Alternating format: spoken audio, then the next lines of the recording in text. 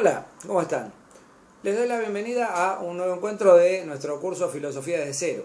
En esta oportunidad vamos a cerrar esta unidad 7 hablando de dos filósofos fundamentales que continúan la tradición eleata fundada por Parménides, el filósofo que vimos en nuestro video anterior, y que se podría decir culminan este debate entre estas dos posiciones extremas de la filosofía presocrática, en la cual se plantea por un lado el devenir, el cambio constante de todo lo que existe, la postura de Heráclito de Éfeso, y la postura que defiende un ente estático, quieto, imperecedero, increado, que es la posición de los eleatas de Parménides, y también de estos dos filósofos que vamos a ver hoy, que son Zenón de Elea y Meliso de Samos.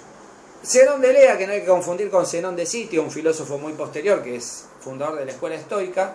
Zenón de Elea habría sido tanto discípulo como posiblemente hijo adoptivo de Parménides. Habría florecido, se ha alcanzado su acmeo, edad adulta, hacia el mediados del siglo V a.C. y habría también, siempre hay que hablar de modo potencial, visitado Atenas junto a Parménides y tenido un diálogo con un joven Sócrates de unos 19 años. Sí, hemos de creerle a Platón, que los presenta a estos personajes en un diálogo acalorado filosófico, en su famoso diálogo del Parménides. Bien, Zenón, lo importante para lo que a nosotros nos interesa, digamos, es una serie de argumentos que él deja planteados que se conocen como las aporías de Zenón, o las paradojas de Zenón, se dice hoy en día. Aporía quiere decir dificultad, un pensamiento que de algún modo ofrece una dificultad para el intelecto. El más famoso de estos planteos de Zenón, o aporías, es el conocido como Aquiles y la tortuga. Este argumento pone en juego a dos personajes. Uno es Aquiles, que yo lo represento acá con un muñeco de Luke Skywalker de Star Wars, y el otro es la tortuga, que a falta de una tortuga usamos un Triceratops bebé, un dinosaurio que se supone que también debía ser lento. ¿Y por qué es importante esta carrera? Porque Aquiles era, en teoría, el más rápido de los corredores del mundo griego, personaje de la Ilíada, ¿no?, que asedia Troya, y se le llamaba el de los pies ligeros. La tortuga pasa por ser el animal más lento que se conoce. Entonces Aquiles, maliciosamente, le propone una carrera a la tortuga y casi como burlándose de ella, le da una gran ventaja. Le dice: bueno, vos hacés la mitad del recorrido y ahí recién salgo yo a correr, a ver quién gana la carrera. La tortuga acepta el desafío, un poco ingenuamente, y arranca, ¿no? Y al rato, digamos, a los 10 minutos, alcanza la mitad del recorrido, y ahí recién parte Aquiles a una velocidad muy grande, porque era un gran corredor. Aquiles alcanza rápidamente a la tortuga, y la tortuga, para cuando Aquiles llegó a este punto anterior en el que estaba la tortuga, ya hizo un pequeño recorrido, digamos, de 1 metro, no mucho, porque no podía avanzar demasiado rápido. Obviamente Aquiles no detiene su marcha y alcanza enseguida esta nueva posición de la tortuga. Sin embargo, al alcanzarla, ya la tortuga avanzó otros 2 pasos, se podría decir, unos pocos centímetros. Que Aquiles, con solo levantar un poco su pie, alcanza esta distancia, pero sin embargo, para cuando llega a esa nueva distancia, ya la tortuga avanzó algunos milímetros, que también Aquiles va a tardar algunos instantes de tiempo en recorrer. Y así se podría seguir argumentando hasta el infinito para concluir que finalmente Aquiles, a pesar de lo veloz que era, nunca alcanza a la tortuga. Para Zenón quedan como si fuera detenidos, quedan detenidos en una especie de instantánea del tiempo, como si fuera una película a la que le ponemos pausa. Hay otra versión de este argumento, quizá más sencilla incluso de entender, que es la dicotomía. Dice Zenón: tengo un punto A y un punto B, un recorrido determinado, digamos 10 metros. Para ir de A a B, primero tengo que recorrer la mitad de la distancia, los primeros 5 metros, digamos, entre A y C, un nuevo punto o línea, en este caso. Pero antes de llegar a C, tendría que haber recorrido la mitad de esta distancia, es decir, de A a D. pero para llegar de A a D tengo que haber recorrido la distancia entre A y E, y así hasta el infinito. Bueno, de alguna manera lo que está planteando Zenón, o lo que descubre para la historia del pensamiento, es el problema del infinito, que es un problema que ha sido planteado desde los griegos en adelante muchísimas veces y de distintas maneras. Sin embargo, los argumentos de Zenón parecen no cerrar, o parecen ser engañosos, y hay muchos que los critican, como Bertrand Russell, porque él lo que hace básicamente es dividir el espacio matemáticamente en un número infinito de puntos, que eso en las matemáticas se puede hacer, y estos filósofos eleatas tienen mucha influencia de la visión matemática de Pitágoras, un filósofo que vamos a ver posteriormente. Y al dividir el espacio matemáticamente en infinitos puntos, podemos plantear todo tipo de paradojas similares a estas que estamos diciendo. Lo que no incluye en su argumentación Zenón es el factor tiempo. Esta crítica se la hace un filósofo español que se llamó Eugenio d'Ors, y él, basándose en la relatividad de Einstein, obviamente en el siglo XX, dice: el espacio y el tiempo son indisociables, no es posible pensar el espacio sin un tiempo que transcurra en él. Con lo cual, si lo dividimos matemáticamente en infinitos puntos, pero no tenemos en cuenta el factor tiempo, vamos a poder argumentar todas las cosas que se nos ocurran para demostrar que el movimiento no existe.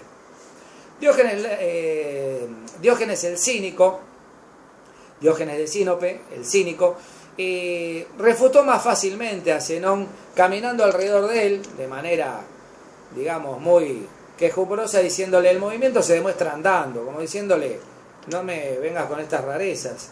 Para demostrar el movimiento alcanza con poder caminar o hablar o hacer algo que implique moverse. Sin embargo, Zenón se quedó muy convencido aparentemente de que el movimiento es imposible, porque si hubiera movimiento habría temporalidad en el ser o en el ente que él junto con Parménides habían defendido, con lo cual todo su edificio teórico se desmoronaría. Esta misma posición, esta misma perspectiva defiende otro filósofo que es Meliso de Samos, el segundo filósofo que hoy vamos a tratar, del cual vamos a hablar muy poco a nivel temporal. Es contemporáneo de Zenón, casi nace un poco después que Zenón, y no queda en la historia en un lugar muy destacado, no tanto por sus argumentos, que son muy sólidos, sino más bien por su situación histórica. Meliso era almirante de la flota de Samos y atacan Atenas en un momento determinado, bajo el dominio de Pericles. Pericles contraataca, después ataca a la isla de Samos y gana la batalla, con lo cual Meliso queda del lado de los perdedores. No hace falta decir que cuando una persona, sobre todo un filósofo, esta persona era almirante y filósofo a la vez, cuando un pensador o un científico o lo que sea queda en el bando de los perdedores, es muy común y suele suceder que no sea muy reconocido por la posteridad. Bueno, sin embargo, los argumentos de Meliso, como decía, son bastante sólidos y quedan rescatados algunos de ellos por Simplicio, que fue un comentarista muy posterior. Argumentos que también aparecen en este librito que les citaba la vez anterior, donde están los argumentos de Parménides, Zenón y Meliso.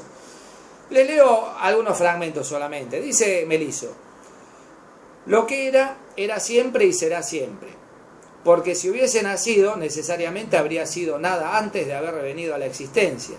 Pero si en efecto hubiese sido nada, en modo alguno nada podría nacer de nada. Este es un argumento que se conoce en la historia de la filosofía, incluso a lo largo de toda la historia de la filosofía, como el argumento ex nihilo nihil fit, lo cual en latín quiere decir: de la nada, nada viene o nada proviene. Es un argumento, por ejemplo, que utilizaron muchos filósofos en la época de la escolástica medieval para refutar la idea de que Dios había creado el universo de la nada, porque de la nada nada podría venir. Bueno, esos argumentos ya los planteaban los antiguos griegos, los presocráticos. Sigue diciendo Meliso en un fragmento: ¿cómo pues no ha venido a la existencia? Era siempre y será siempre. No tiene comienzo ni fin, sino que carece de límite. Porque si en efecto hubiese nacido, habría tenido un principio, pues al haber nacido habría comenzado alguna vez. Y un fin, pues al haber nacido tendría que finalizar alguna vez. Como no ha nacido ni finalizado, era siempre y será siempre, y no tiene comienzo ni fin. No es posible que exista siempre lo que no es un todo. Bueno, a lo largo de todos estos argumentos sigue defendiendo Meliso esta idea de el ser entendido como una esfera, pero una esfera infinita. Pascal, muchos siglos más tarde, va a decir que el universo es una esfera infinita que no tiene límites y cuyo centro está en todas partes. Bueno, de alguna manera parecería estar actualizando estos argumentos de los eleatas y fundamentalmente de Melisso, que defiende la unicidad estática de un ser inengendrado, imperecedero, donde el movimiento no es posible. El movimiento de alguna manera es visto como una ilusión. Bueno, con esto cerramos esta séptima unidad, como decía, y los argumentos de los filósofos de Elea. Hay que aclarar, Melisso no era de Elea, sin embargo pertenece a esta tradición de pensamiento. Y el libro, o los libros que les voy a recomendar hoy son estos dos tomos de las vidas de los más ilustres filósofos griegos, de el comentarista Diógenes Laercio, que no hay que confundir con Diógenes el Cínico que les mencioné antes. Diógenes Laercio es un historiador de la filosofía del mundo antiguo que comenta algunas anécdotas de las vidas de los filósofos, de los principales filósofos griegos. Sin embargo, no es tomado muy en serio porque a veces se dice que estas anécdotas no son del todo ciertas o que son un poco tendenciosas, y también rescata algunos elementos del pensamiento de estos filósofos anteriores a Sócrates, y por lo cual, únicamente por eso y no porque tengan poca importancia, son llamados o recordados como los presocráticos. En nuestra próxima unidad vamos a seguir ahondando en el pensamiento de otros presocráticos como Pitágoras, Anaxágoras, los atomistas griegos, etc. Y vamos a seguir ahondando en esta forma tan antigua de pensamiento que, sin embargo, puede plantearnos en la actualidad muchos interrogantes. Como siempre les recuerdo, suscríbanse al canal para poder continuar con el curso y estar al tanto de las novedades, y nos vemos próximamente. Gracias.